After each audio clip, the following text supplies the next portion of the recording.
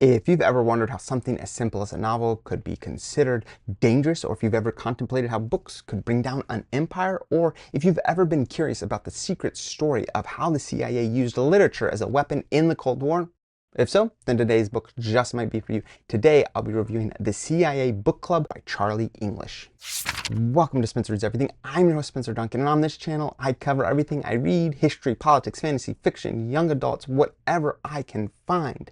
And I especially like the new big nonfiction titles that reveal hidden corners of the past or offer new ways of thinking about the present. Today's book is a perfect example of that. Charlie English's The CIA Book Club uncovers one of the strangest and most highbrow intelligence operations of the Cold War, a secret program to smuggle millions of books into the Eastern Bloc. These weren't just any books. They were titles that communist regimes considered dangerous because they gave readers the power to think freely and critically. It's a story about how literature, more than bullets or bombs, helped undermine authoritarian control. Before we dig into it, though, let's take a look at Charlie English. He is a British journalist and author, best known for blending investigative reporting with narrative history. He spent many years at The Guardian, where he served as head of international news before turning to book-length projects. His earlier works include The Storied City, about Timbuktu's manuscripts and African exploration. I haven't read it, but simply reading the description of it, I was very intrigued. And The Book Smugglers of Timbuktu, which traced the daring efforts to preserve and protect Islamic texts during conflict. English is especially drawn to stories about cultural ideas and the power of words to shape history. With the CIA Book Club, he turns to the Cold War, showing how books became secret weapons smuggled across borders, hidden in suitcases, and passed hand to hand to challenge authoritarian control in Eastern Europe. Now, this is a true story, which means if you know your Cold War history, you probably already have a sense of how things are going to turn out. But Charlie English tells it in such an engaging way that the journey is as important as the outcome. That said, I am going to give a detailed summary of the book, so if you'd rather experience those details fresh for yourself, you may either want to skip ahead past this part, or maybe go read the book first to see what you think, and then come get my take on it. It's up to you, but just consider yourself warned. This book opens up with a prologue, Teresa's Flying Library. In this, we have Teresa Bogucka. She is a Polish dissident who created a clandestine flying library in the 1970s. Her father had once smuggled back a Polish edition of Orwell's 1984, and Teresa lent it out to friends and fellow students at Warsaw University.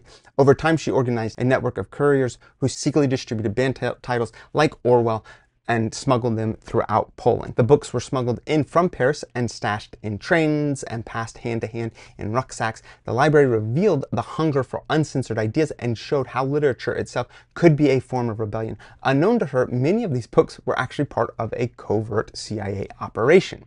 So, in part one, this covers, I believe, the first 6 chapters. It is called Hope, and it covers the time period from 1980 to 1981, which means, I should be clear, that most of this book is already covering the latter portion of the Soviet Union. This section introduces the rise of underground publishing in Poland at the dawn of the Solidarity movement. And by the way, I apologize. I will try some of the names, but a lot of them are actually just beyond me to even try. And so I really do apologize.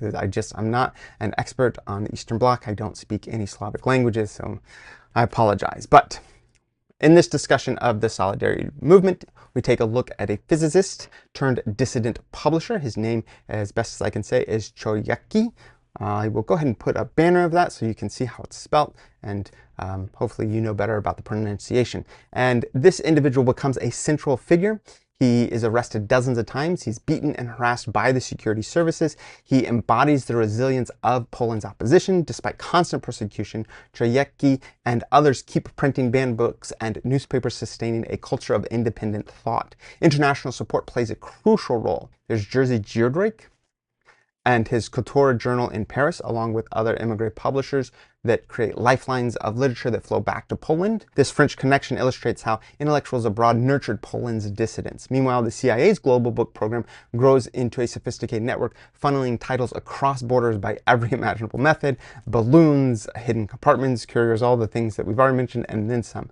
Throughout, the Polish secret police clamp down, determined to crush what they see as subversive activity. Dissidents operate under constant threat of arrest, imprisonment, or worse, yet the underground press grows, fueled by the belief that ideas can outlast repression.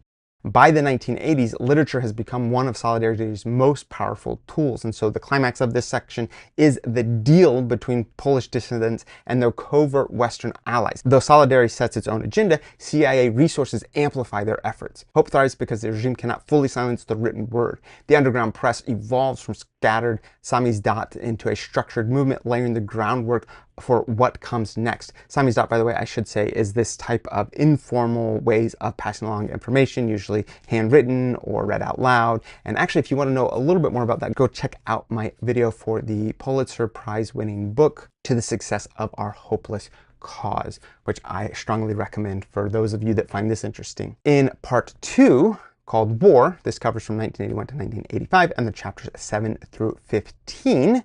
The hopeful energy of Solidarity crashes against the declaration of martial law in December 1981. I should also stop and say again, I'm really bad at not clarifying, especially historical terms. Solidarity was the movement, particularly in Poland, that initially started as essentially an effort at creating a union in Poland, but it eventually became the main and most powerful source of dissident movement and a call for rights and a demand for reforms in Poland. It then became a big part of the government afterwards, and I believe to this day, if not in name, at least parts of Solidarity are still very much involved in the Polish government. As I was saying, with Solidarity, really coming up against efforts by the Soviet Union to try and repress their efforts, you have a General Jaruzelski. We'll pretend like I got that right. He actually sends tanks into Warsaw, arresting leaders and imposing strict censorship. What follows is the book's most dramatic phase, a war of words and ideas, hence the name of the section. And then you have the underground publishing that becomes both riskier and at the same time more essential. Secret presses operate in basements and attics, and they produce pamphlets and bulletins and books at really a remarkable speed, especially considering that they're doing this in secret. Figures like Raphael emerge, masterminding ingenious ways to print and distribute literature under the nose of the regime. Citizens from all walks of life participate: workers, priests, students, even some sympathetic insiders. For the CIA, Poland becomes a big casino, a critical front in the Cold War. The agency escalates, sending in printing presses, funds, and millions of books. And the author actually shows how these efforts don't dictate Solidarity's actions necessarily, but made them far more sustainable. By 1983 and 84, Poland is awash in uncensored texts. The Polish regime fights back. State propaganda brands underground literature as reactionary, but ridicule cannot erase its impact. The Catholic Church, empowered by the papacy of John Paul II, who came from Poland, offers both logistical and spiritual support, becoming a safe haven for dissenters. Priests help circulate books, while papal visits galvanize the opposition. The network of clandestine publishing expands exponentially. By the mid-1980s, underground circulation has grown so massive that the state censorship system begins to buckle. What started as fragile samizdat has become a parallel information economy. The second circulation ensures that the Poles can read people like Orwell, even without any official approval. This part captures the tension between repression and resistance. Though the regime maintains military power, its monopoly on information is shattered, and the war shows that literature can be more destabilizing than weapons, which brings us to part 3. Reckoning, 1986 to 1989. This covers chapters 16 through 20. As the 1980s advance, cracks widen in the communist system. The Regina affair exposes the scale of smuggled books and CIA support, but instead of discrediting the opposition, it highlights how deeply embedded underground publishing had become. The author explores perspectives within the regime itself: generals, police, and lowly recruits. Even within the security apparatus, the flood of books plants seeds of doubt. Exposure to alternative histories and uncensored literature erodes confidence in official propaganda. Dissidents are no longer isolated radicals, but part of a nationwide culture of independent thought.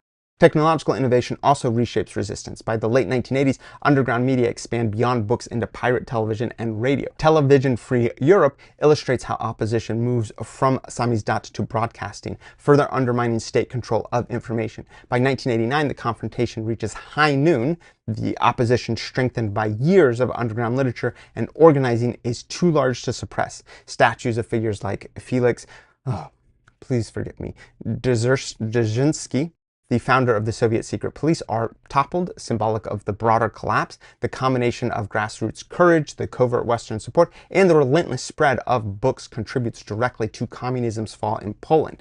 This section captures the reckoning, the moment when the years of words, ideas, and underground publishing culminate in political transformation. The regime's censorship machine fails, and the truth can no longer be contained. Which brings us to the epilogue, the best kept secret. The author concludes by revealing the full scope of the CIA's book program.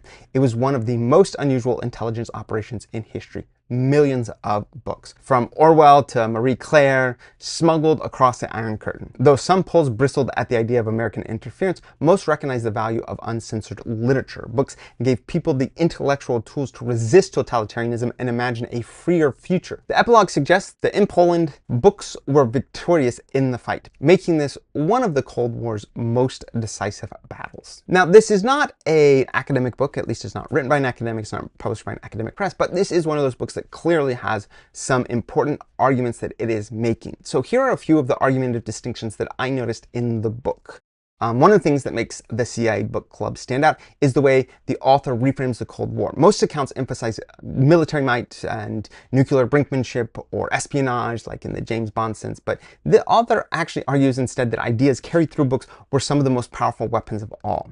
He highlights the CIA's book program not as a top-down propaganda campaign, but as something that worked because it aligned with the real needs of Eastern Bloc dissidents. The books weren't dictating policy or telling people what to think, they were providing access to literature and philosophy and history that allowed people to think for themselves. In that sense, it was an unusual intelligence operation, one rooted in trust that words could change minds. Another key distinction is how he balances the role of the CIA with the agency of local dissidents. The author is careful not to portray this as a story of American triumphalism. The courage, ingenuity, and persistence of Poles themselves are what drive this story. The CIA's role was supportive. It was not directive. And finally, I'd say that the author challenges us to see culture not as peripheral to politics, but as central. Books weren't just entertainment or education in the context of censorship and repression, but they became acts of resistance. The argument gives this book a broader resonance, suggesting that the battle of ideas can be just as consequential as the clash of armies. I really enjoyed this book. The Soviet bloc isn't my area of expertise, so at times I found it challenging to keep track of all the names and characters and locations, similar to my experience with To the Success of Our Hopeless Cause, although not quite to the degree as that book. But the big difference here is that the author makes the story far more readable. His writing is clear, it's well-paced and engaging, and the narrative pulled me along from beginning to end. What I especially appreciated was how he balanced the big picture of Cold War geopolitics with intimate stories of individuals, dissidents smuggling books, ordinary people risking their livelihoods, and even people like priests hiding printing presses. And the result is a history that feels alive and immediate rather than distant or abstract.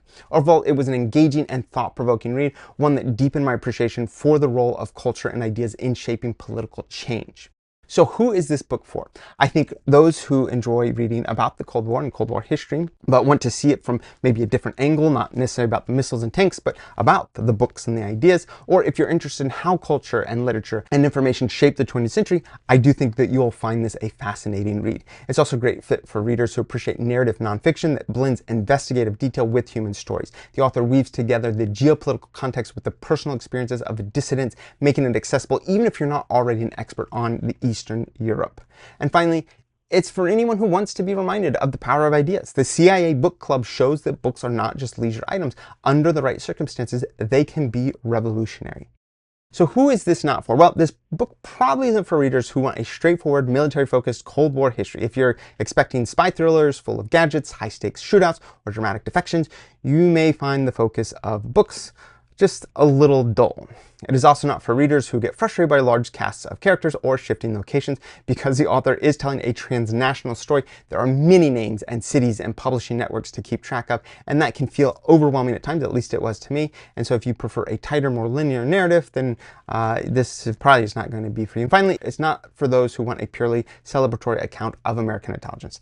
The author doesn't shy away from nuance. He emphasizes that Polish dissidents were the driving force and the CIA played a supporting role. And if you're looking for, again, that sense of CIA or American triumphalism, this isn't going to be it either. In the end, I found the CIA Book Club to be an eye-opening and an engaging read. It pulled back the curtain of one of the Cold War's stranger intelligence operations and reminded me that the most powerful tools in history aren't always weapons or armies. Sometimes they are as simple as those things that I got right behind me. The author tells a story that is both sweeping and personal, weaving together the geopolitical stakes with the bravery of many of these individual dissidents who, like I said, risked everything just to print or to share what they wanted to read. While at times it can be a challenge to keep up with all the different names and locations, the narrative stays accessible and consistently engaging. For me, the biggest takeaway is the author's central argument. Culture and ideas are not side notes to history, but central to it. Of course, I'd love to know what you guys are thinking about this book or any other book. Maybe you have read the other book that I have recently reviewed that deals with similar ideas to the success of Our Hopeless Cause. Please, I'd love to know what you guys are thinking. Maybe even if you want to compare these two books, I'd love to hear your guys' contrast. Please let me know in the comments. And while you're there, please also check out some of my other videos or any of my other playlists. I have a wide variety of topics, whether it's fantasy, romance, nonfiction, academic, whatever. I have so much on my channel. Please go find something that interests you and let me know what you think, because after all, this is Spencer Reads Everything. And if you are enjoying my videos, please share them. The more people that are familiar with my channel, the more videos I can make. And don't forget to like, subscribe, turn on those notifications, and until next time, keep those pages turning.